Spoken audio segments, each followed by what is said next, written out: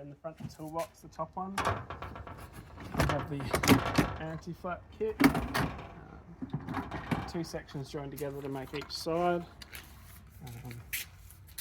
Just grab out the sections we need.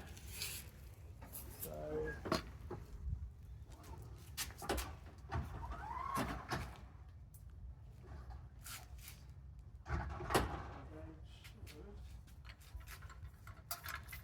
go together.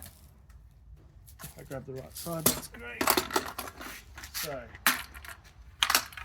long end, screwed end, put them together. I'll slide in, hold this little screw out. Once they're connected, tighten the screw, and that locks them together. I like to release all these first before tackling it. And basically, from there, we attach it. We come around to this side because I've got this side.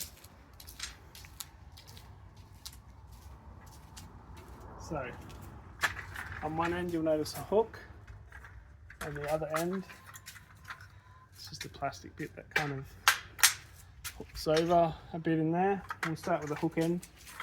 So on the awning you'll notice little connector bits. We'll put the hook in, that bit, it'll drop in, lift it up, and now it's locked in. This bit's a little bit trickier, so this end you've got to feed it through this tight gap here.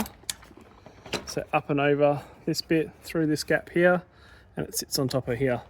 It's a little bit tricky, but once you sort of get it in, it works itself on, and then it sits on there nice and secure. Basically make sure the awning's in there, and basically just lock these down. Push these up, you feel it grab the awning, this one, and work your way up. Once the awning's a bit higher, you might need something to stand on to do these top fuse ones, but other than that, you're on.